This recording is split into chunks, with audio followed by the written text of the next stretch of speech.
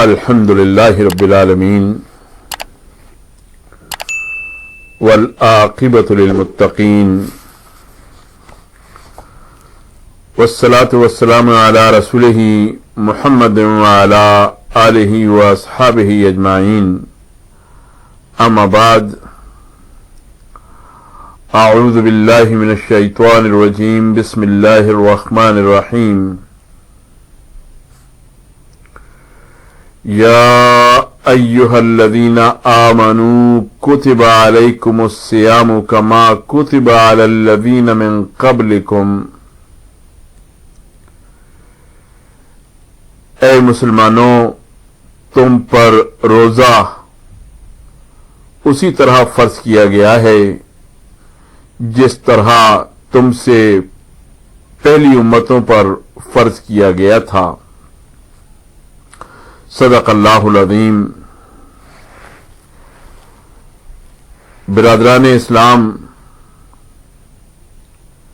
دوسری عبادت جو اللہ تعالی نے آپ پر فرض کی ہے روزہ ہے۔ روزے سے مراد یہ ہے کہ صبح سے شام تک آدمی کھانے پینے اور مباشرت سے پرہیز کرے۔ نماز کی طرح یہ عبادت بھی ابتدا سے تمام پیغمبروں کی شریعت میں فرض رہی ہے۔ پچھلی جتنی امتیں گزری ہیں سب اسی طرح روزے رکھتی تھیں جس طرح امت محمدی صلی اللہ علیہ وسلم رکھتی ہے۔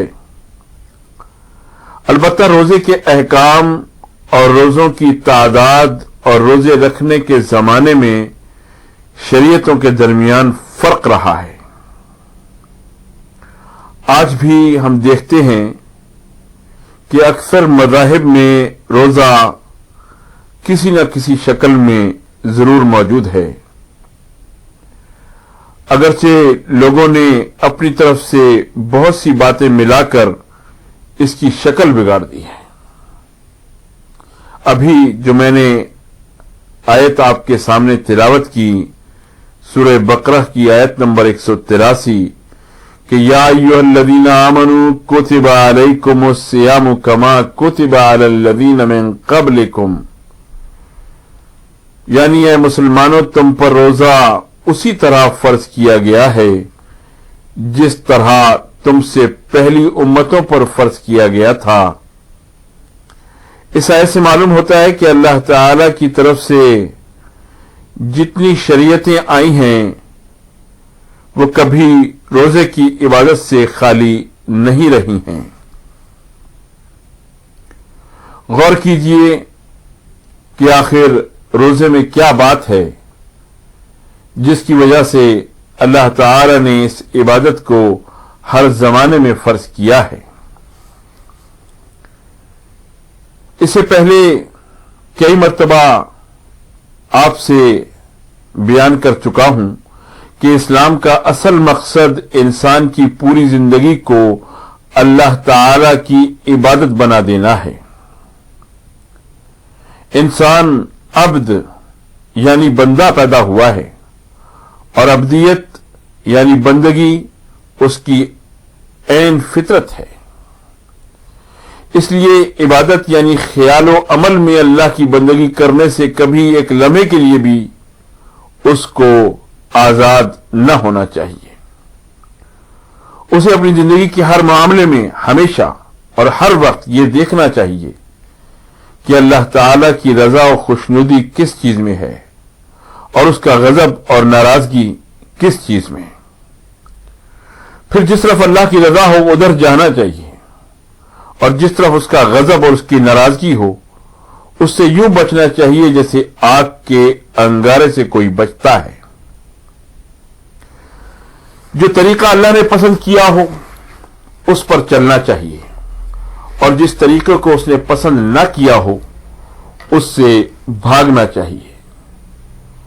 جب انسان کی ساری زندگی اس رنگ میں رنگ جائے تب سمجھو کہ اس نے اپنے مالک کی बंदगी का हक अदा किया और वमा खलक़तुल जिन्ना वल इंसा इल्ला लियअबुदून का मंशा पूरा हो गया।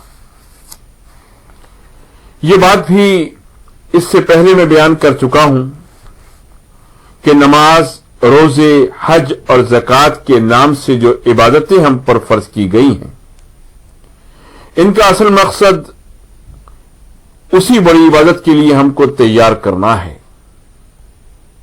इनको फर्ज करने का मतलब यह नहीं है कि अगर तुमने दिन में 5 वक्त रुकू और सजदा कर लिया और रमजान में 30 दिन तक सुबह से शाम तक भूख प्यास बर्दाश्त कर ली और मालदार होने की सूरत में सालाना ज़कात और उम्र में एक मर्तबा हज अदा कर दिया तो अल्लाह का जो कुछ हक तुम पर था वो अदा हो गया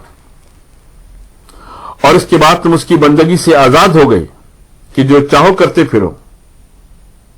बल्कि दरअसल इन्हीं इबादतों को फर्ज करने की गर्ज यही है कि इनके जरिए से आदमी की तरबियत की जाए और उसको इस काबिल बना दिया जाए कि उसकी पूरी जिंदगी अल्लाह की इबादत बन जाए।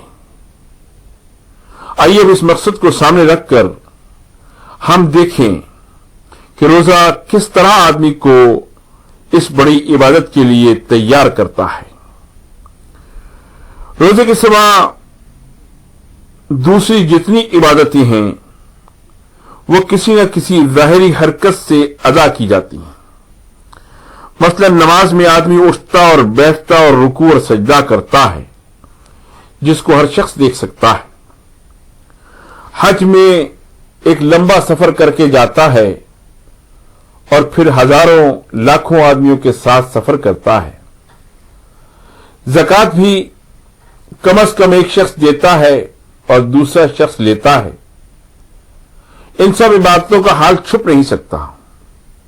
अगर आप अदा करते हैं तब भी दूसरों को मालूम हो जाता है, अगर अदा नहीं करते तब भी लोगों को खबर हो ही जाती है। इसके बरखिलाफ रोजा ऐसी इबादत है जिसका हाल खुदा और बंदे के सिवा किसी दूसरे पर नहीं खुल सकता। एक शख्स सबके सामने सहरी खाए और इफ्तार के वक्त तक जाहिर में कुछ ना खाए पिए मगर छुप कर पानी पी जाए या कुछ चोरी छुपे खा ले तो खुदा के सिवा किसी को भी इसकी खबर नहीं हो सकती। सारी दुनिया यही समझती रहेगी कि वो रोजे से है और वो हकीकत में रोजे से न होगा। रोजे की इस हैसियत को सामने रखिए, फिर गौर कीजिए कि जो शख्स हकीकत में रोजे रखता है और उसमें चोरी छुपे भी कुछ नहीं खाता पीता, सख्त गर्मी की हालत में भी जबकि प्यास से हलक चटखा जाता हो, पानी का एक कतरा हलक से नीचे नहीं उतारता, सख्त भूख की हालत में भी जबकि आंखों में दम आ रहा हो, कोई चीज खाने का इरादा तक नहीं करता, उसे अल्लाह ताला के आलिमुल गैब होने पर कितना ईमान है। किस कदर जबरदस्त यकीन के साथ वो जानता है कि उसकी कोई हरकत चाहे सारी दुनिया से छुप जाए मगर अल्लाह से नहीं छुप सकती। कैसा खौफ खुदा उसके दिल में है कि बड़ी से बड़ी तकलीफ उठाता है मगर सिर्फ अल्लाह के खौफ की वजह से कोई ऐसा काम नहीं करता जो इसके रोजे को तोड़ने वाला हो। किस कदर मजबूत एतिकाद है उसको आखिरत की जजा और सजा पर कि महीने भर में वो कम से कम 360 घंटे के रोजे रखता है और इस दौरान में कभी एक लम्हे के लिए भी उसके दिल में आखिरत के मुताल्लिक शक का शायबा तक नहीं आता। अगर उसे इस बात में जरा सा भी शक होता कि आखिरत होगी या ना होगी और इसमें अज़ाब और सवाब होगा या ना होगा तो वो कभी अपना रोजा पूरा नहीं कर सकता। शक आने के बाद ये मुमकिन नहीं है कि आदमी खुदा के हुक्म की तामील में कुछ न खाने और न पीने के इरादे पर कायम रह जाए। इस तरह अल्लाह ताला हर साल कामिल एक महीने तक मुसलमानों के ईमान को मुसलसल आजमाइश में डालता है और इस आजमाइश में जितना जितना आदमी पूरा उतरता जाता है उतना ही उसका ईमान मजबूत होता जाता है। ये गोया आजमाइश की आजमाइश है और ट्रेनिंग की ट्रेनिंग। आप जब किसी शख्स के पास अमानत रखवाते हैं तो गोया उसकी ईमानदारी की आजमाइश करते हैं।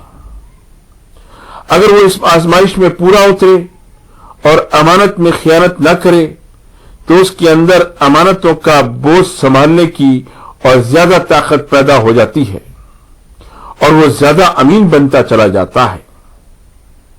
इसी तरह अल्लाह ताला भी मुसलसल एक महीने तक रोजाना 12-12, 14-14 घंटे तक आपके ईमान को कड़ी आजमाइश में डालता है और जब इस आजमाइश में आप पूरे उतर जाते हैं तो आपके अंदर इस बात की मजीद काबिलियत पैदा होने लगती है कि अल्लाह से डर कर दूसरे गुनाहों से भी परहेज करें, अल्लाह को आलिमुल गैब जानकर चोरी छुपे भी उसके कानून को तोड़ने से बचें और हर मौके क़यामत का वो दिन आपको याद आ जाया करे जब सब कुछ खुल जाएगा और बगैर किसी रू रियायत के भलाई का भला और बुराई का बुरा बदला मिलेगा।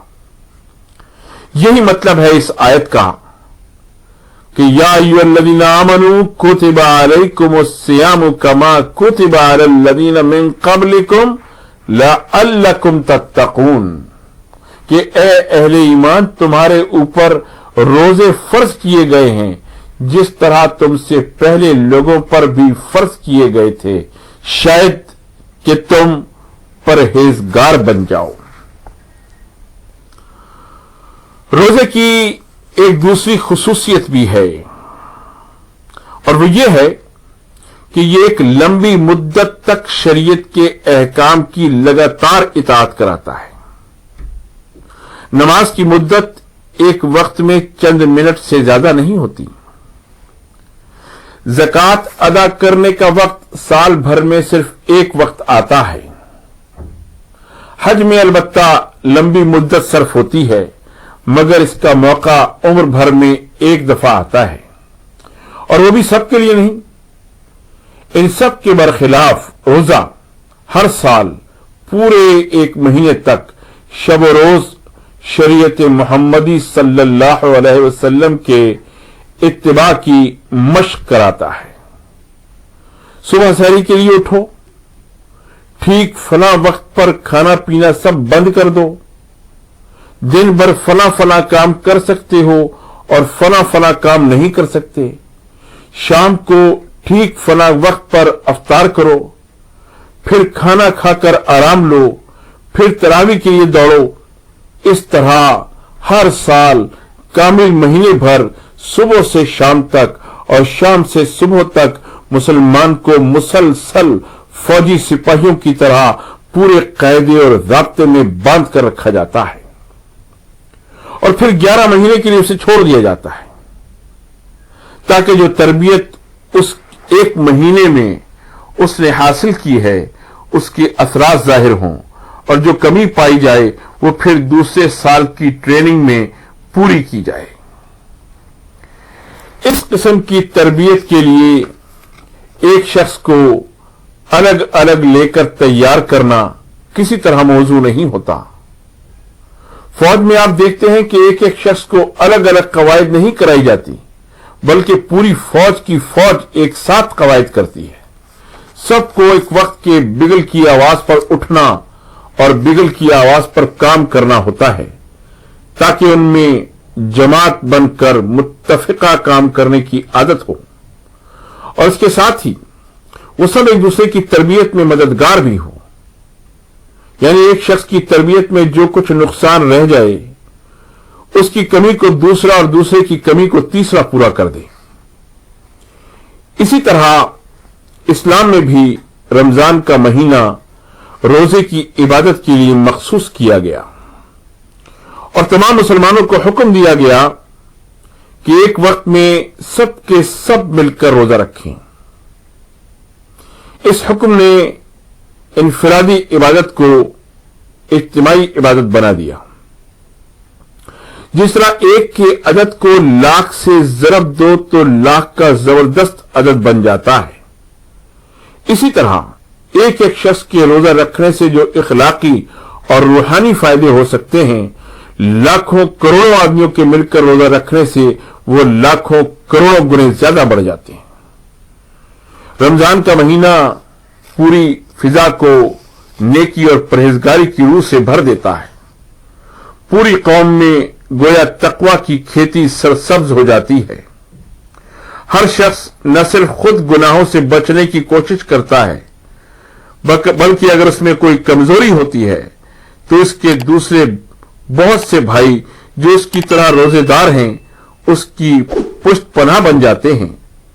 हर शख्स को रोजा रखकर गुनाह करते हुए शर्म आती है और हर एक के दिल में खुद ब खुद ये ख्वाहिश उभरती है कि कुछ भलाई के काम करे, किसी गरीब को खाना खिलाए, किसी नंगे को कपड़ा पहनाए, किसी मुसीबत ज़दा की मदद करे, किसी जगह अगर कोई नेक काम हो रहा हो तो उसमें हिस्सा ले और अगर कहीं ऐलानिया बदी हो रही हो तो उसे रोके। नेकी और तकवा का एक आम माहौल पैदा हो जाता है और भलाइयों के फलने फूलने का मौसम आ जाता है। जिस तरह आप देखते हैं कि हर गल्ला अपना मौसम आने पर खूब फलता फूलता है और हर तरफ खेतों पर छाया हुआ नजर आता है, इसी बिना पर नबी सल्लल्लाहु अलैहि वसल्लम ने फरमाया कि आदमी का हर अमल खुदा के यहां कुछ न कुछ बढ़ता है। एक नेकी 10 गुनी से 700 गुनी तक फलती फूलती है, मगर अल्लाह ताला फरमाता है कि रोजा इससे मुस्तस्ना है, वो खास मेरे लिए है और मैं उसका जितना चाहता हूं बदला देता हूं। इस हदीस से मालूम हुआ कि नेकी करने वाले की नीयत और नेकी के नताइज के लिहाज से तमाम आमाल फलते फूलते हैं और उनकी तरक्की के लिए एक हद है, मगर रोजे की तरक्की के लिए कोई हद नहीं। रमजान चूंकि खैर और इस्लाह के फैलने और फूलने का मौसम है और इस मौसम में एक शख्स नहीं बल्कि लाखों करोड़ों मुसलमान मिलकर इस नेकी के बाग को पानी देते हैं, इसलिए यह बेहद और हिसाब बढ़ सकता है। जितनी ज्यादा नेक नियति के साथ इस महीने में अमल करोगे, जिस कदर ज्यादा बरकतों से खुद फायदा उठाओगे और अपने दूसरे भाइयों को फायदा पहुंचाओगे और फिर जिस कदर ज्यादा इस महीने के असरात बाद के 11 महीनों में बाकी रखोगे, उतना ही ये फले फूलेगा और इसके फलने और फूलने की कोई इंतहा नहीं है। तुम खुद अपने अमल से इसको महदूद कर लो तो ये तुम्हारा अपना कसूर है। रोजे के ये असरात और ये नताइज सुनकर आप में से हर शख्स के दिल में यह सवाल पैदा होगा कि ये असरात आज कहां हैं। हम रोजे भी रखते हैं और नमाजें भी पढ़ते हैं, मगर ये नतीजे जो आप बयान करते हैं जाहिर नहीं होते।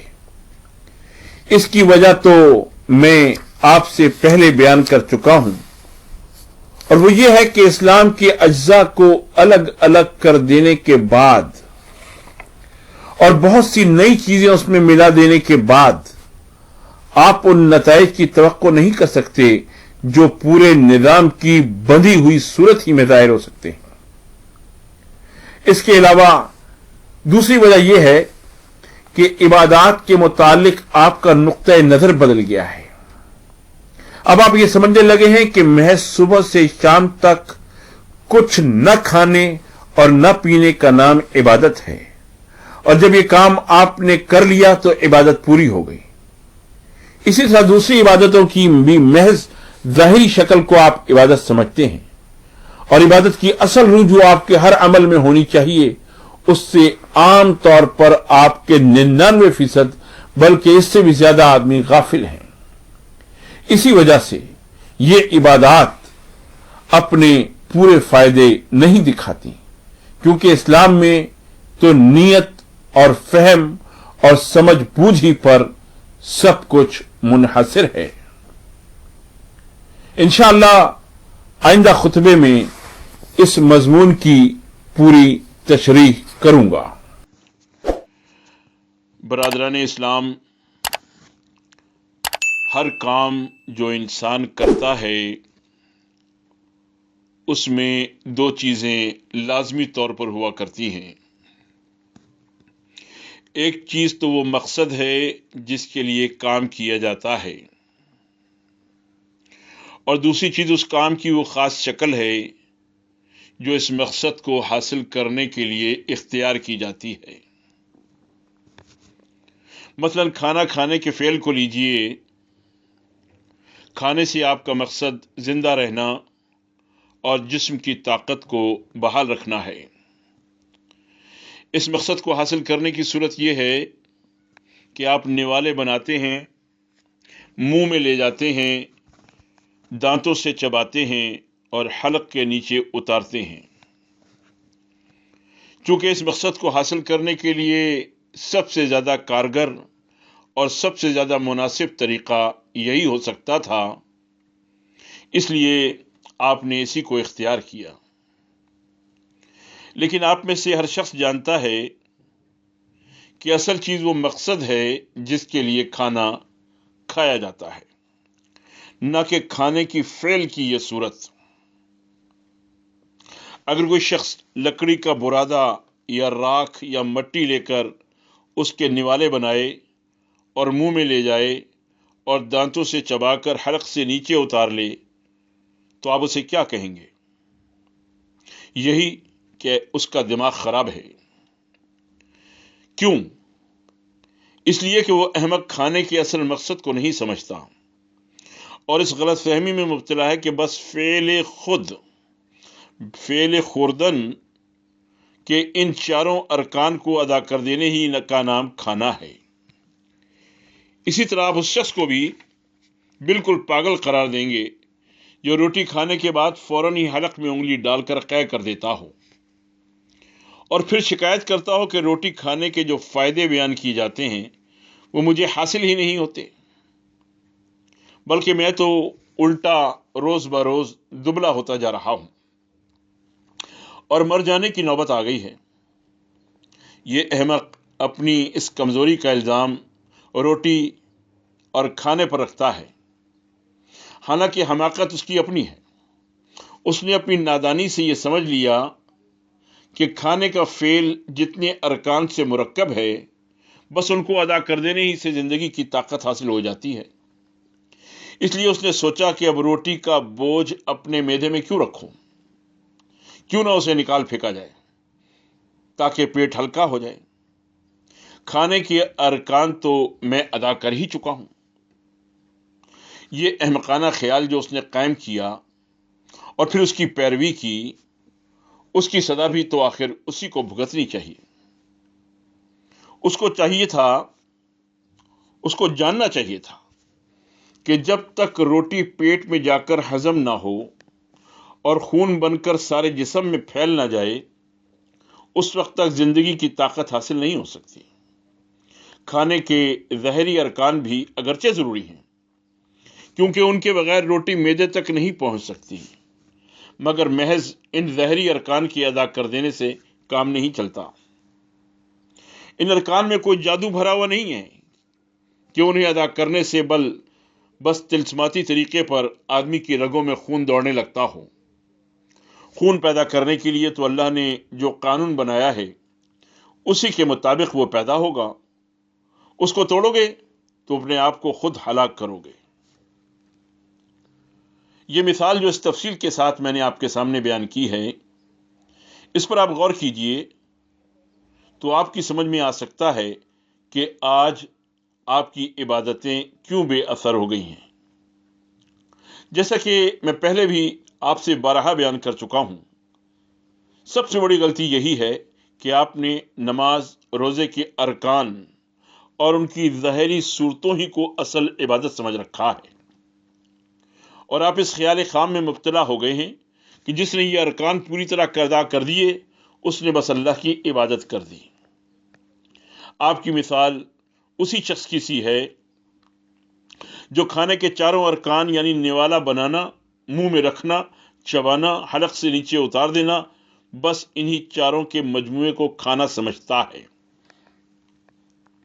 और ये ख्याल करता है कि जिसने ये 4 अरकान अदा कर दिए उसने खा लिया और खाने के फायदे उसको हासिल होने चाहिए, ख्वाह उसने इन अरकान के साथ मट्टी और पत्थर अपने पेट में उतारे हों या रोटी खाकर फौरन कै कर दी हो।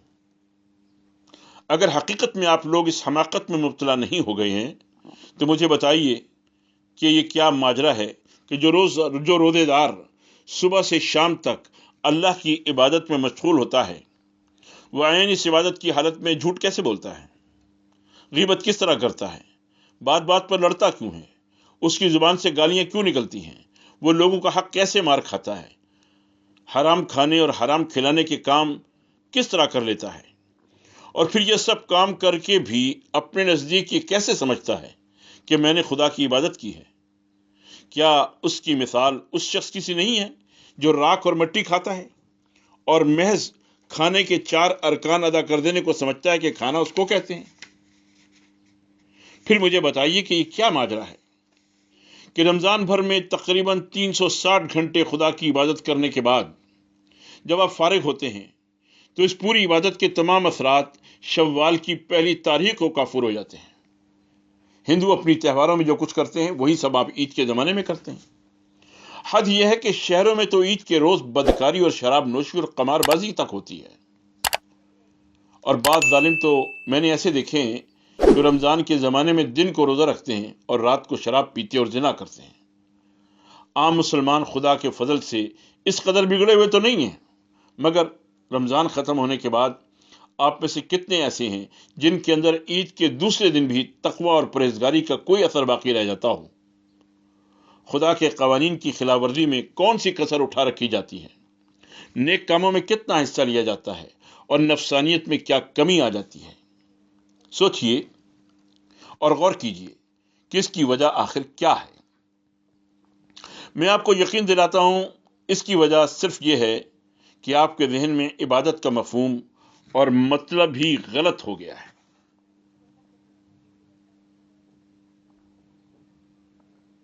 आप ये समझते हैं कि सहर से लेकर मगरिब तक कुछ ना खाने और ना पीने का नाम रोज़ा है और बस यही इबादत है। इसलिए रोज़े की तो आप पूरी हिफाजत करते हैं।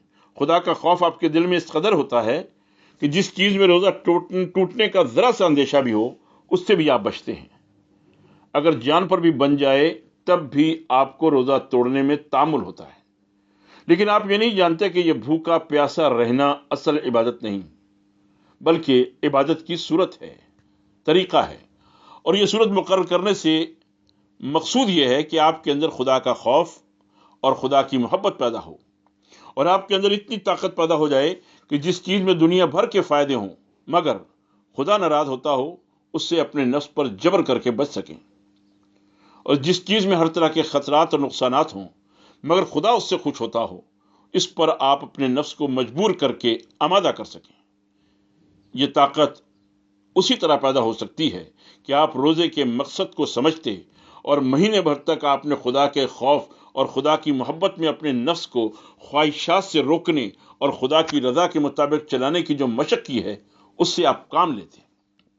मगर आप तो रमज़ान के बाद ही इस मशक को और उन सिफात को जो इस मशक से पैदा होती हैं इस तरह निकाल फेंकते हैं जैसे खाने के बाद कोई शख्स हलक में उंगली डालकर कै कर दे। बल्कि आप में से बाज़ लोग तो रोज़ा खोलने के बाद ही दिन भर की परहेजगारी को उगल देते हैं। फिर आप ही बताइए कि रमज़ान और उसके रोज़े की कोई तिलस्म तो नहीं है कि बस उनकी ज़ाहिरी शक्ल पूरी कर देने से आपको वो ताकत हासिल हो जाए जो हकीकत में रोज़े से होनी चाहिए। जिस तरह रोटी से जिस्मानी ताकत उस वक्त तक हासिल नहीं हो सकती जब तक कि वो मैदे में जाकर हजम ना हो और खून भरकर जिस्म की रग रग में ना पहुंच जाए, उसी तरह रोज़े से भी रूहानी ताकत उस वक्त तक हासिल नहीं होती जब तक कि आदमी रोज़े के मकसद को पूरी तरह समझे नहीं और अपने दिलो दिमाग के अंदर उसको उतरने और ख्याल, नीयत, इरादे और अमल सब छा जाने का मौका ना दे। यही सबब है कि अल्लाह ताला ने रोज़े का हुक्म देने के बाद फरमाया लअल्लकुम तत्तकून, यानी तुम पर रोज़ा फ़र्ज किया जाता है شاید کہ تم متقی و پرہیزگار بن جاؤ۔ یہ نہیں فرمایا کہ اس سے ضرور متقی و پرہیزگار بن جاؤ گے، اس لیے کہ روزے کا یہ نتیجہ تو آدمی کی سمجھ بوجھ اور اس کے ارادے پر موقوف ہے۔ جو اس کے مقصد کو سمجھے گا اور اس کے ذریعے سے اصل مقصد کو حاصل کرنے کی کوشش کرے گا، وہ تو تھوڑا یا بہت متقی بن جائے گا، مگر جو مقصد ہی کو نہ سمجھے گا اور اسے حاصل کرنے کی کوشش ہی نہ کرے گا، اسے کوئی فائدہ حاصل ہونے کی امید نہیں ہے۔ آئیے میں آپ کو بتاؤں کہ روزے کے اصل مقاصد کیا ہیں۔ نمبر 1، جھوٹ سے بچنا۔ نبی صلی اللہ علیہ وسلم نے مختلف طریقوں سے روزے کے اصل مقصد کی طرف توجہ دلائی ہے اور یہ سمجھایا ہے کہ مقصد سے غافل ہو کر بھوکا پیاسا رہنا کچھ مفید نہیں۔ چنانچہ رسول اکرم صلی اللہ علیہ وسلم نے فرمایا، جس کسی نے جھوٹ بولنا اور جھوٹ پر عمل کرنا ہی نہ چھوڑا تو اس کا کھانا اور پینا چھڑا دینے کی اللہ کو کوئی حاجت نہیں ہے۔ ایک دوسری حدیث میں سرکار دو عالم صلی اللہ علیہ وسلم نے فرمایا، بہت سے روزے دار ایسے ہیں کہ روزے سے بھوک پیاس کے سوا ان کے پلے کچھ نہیں بڑھتا، اور بہت سے راتوں کو کھڑے رہنے والے ایسے ہیں کہ اس قیام سے رت جگے کے سوا ان کے پلے کچھ نہیں پڑتا۔ ان دونوں حدیثوں کا مطلب بالکل صاف ہے۔ ان سے صاف طور پر معلوم ہوتا ہے کہ محض بھوکا اور پیاسا رہنا عبادت نہیں ہے، بلکہ اصل عبادت کا ذریعہ ہے، اور اصل عبادت ہے خوف خدا کی وجہ سے خدا کے قانون کی خلاف ورزی نہ کرنا اور محبت الہی کی بنا پر ہر اس کام کے لیے شوق سے لپکنا جس میں محبوب کی خوشنودی ہو، اور نفسانیت سے بچنا جہاں تک بھی ممکن ہو۔ اس عبادت سے جو شخص غافل رہا، اس نے خواہ مخواہ اپنے پیٹ کو بھوک پیاس کی تکلیف دی۔ اللہ تعالیٰ کو اس کی حاجت کب تھی کہ 12-14 گھنٹے کے لیے اس سے کھانا پینا چھڑا دیتا۔ دوسرا مقصد، ایمان و احتساب۔ روزے کے اصل مقصد کی طرف سرکار دو عالم صلی اللہ علیہ وسلم اس طرح توجہ دلاتے ہیں کہ من صام رمضان ایمانا و احتسابا غفر له ما تقدم من ذنبه، یعنی جس نے روزہ رکھا ایمان اور احتساب کے ساتھ، اس کے تمام پچھلے گناہ معاف کر دیے جائیں گے۔ ایمان کا مطلب یہ ہے کہ خدا کے متعلق ایک مسلمان کا جو عقیدہ ہونا چاہیے وہ عقیدہ ذہن میں پوری طرح تازہ رہے، اور احتساب کا مطلب یہ ہے کہ آدمی اللہ ہی کی رضا کا طالب ہو اور ہر وقت اپنے خیالات اور اپنے اعمال پر نظر رکھے کہ کہیں وہ اللہ کی رضا کے خلاف تو نہیں چل رہا ہے۔ ان دونوں چیزوں کے ساتھ جو شخص رمضان کے پورے روزے رکھ لے گا وہ اپنے پچھلے گناہ بخشوا لے گا، اس لیے کہ اگر وہ کبھی سرکش و نافرمان بندہ تھا تو اب اس نے اپنے مالک کی طرف پوری طرح رجوع کر لیا، اور التائب من الذنب کمن لا ذنب لہ، یعنی گناہ سے توبہ کرنے والا ایسا ہوتا ہے جیسے اس نے گناہ کیا ہی نہ تھا۔ تیسرا مقصد گناہوں سے بچنے کی ڈھال ہے۔ ایک دوسری حدیث میں آیا ہے، روزے ڈھال کی طرح ہیں، جس طرح ڈھال دشمن کے وار سے بچنے کے لیے ہے، اسی طرح روزہ بھی شیطان کے وار سے بچنے کے لیے ہے۔ لہذا جب کوئی شخص روزے سے ہو تو اسے چاہیے کہ اس ڈھال کو استعمال کرے اور دنگے فساد سے پرہیز کرے۔ اگر کوئی شخص اس کو گالی دے یا اس سے لڑے تو اس کو کہہ دینا چاہیے کہ بھائی میں روزے سے ہوں، مجھ سے یہ توقع نہ رکھو کہ تمہارے اس مشغلے میں حصہ لوں گا۔ چوتھی چیز، نیکی کی حرص۔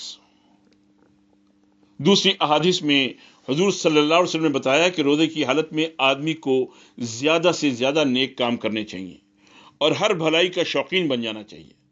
خصوصاً اس حالت میں اس کے اندر اپنے دوسرے بھائیوں کی ہمدردی کا جذبہ تو پوری شدت کے ساتھ پیدا ہونا چاہیے، کیونکہ وہ خود بھوک پیاس کی تکلیف میں مبتلا ہو کر زیادہ اچھی طرح محسوس کر سکتا ہے کہ دوسرے بندگان خدا پر غریبی اور مصیبت میں کیا گزرتی ہوگی۔ حضرت ابن عباس رضی اللہ تعالیٰ عنہ کی روایت ہے کہ خود سرکار رسالت مآب صلی اللہ علیہ وسلم رمضان میں عام دنوں سے زیادہ رحیم اور شفیق ہو جاتے تھے۔ کوئی سائل اس زمانے میں حضور صلی اللہ علیہ وسلم کے دروازے سے خالی نہ جاتا تھا اور کوئی قیدی اس زمانے میں قید نہ رہتا تھا۔ ایک حدیث میں آیا کہ حضور صلی اللہ علیہ وسلم فرمایا، جس نے رمضان میں کسی روزے دار کو افطار کرایا تو یہ اس کے گناہوں کی بخشش کا اور اس کی گردن کو آگ سے چھڑانے کا ذریعہ ہوگا، اور اس کو اتنا ہی ثواب ملے گا جتنا اس روزے دار کو روزہ رکھنے کا ثواب ملے گا، بغیر اس کے کہ روزے دار کے اجر میں کوئی کمی ہو۔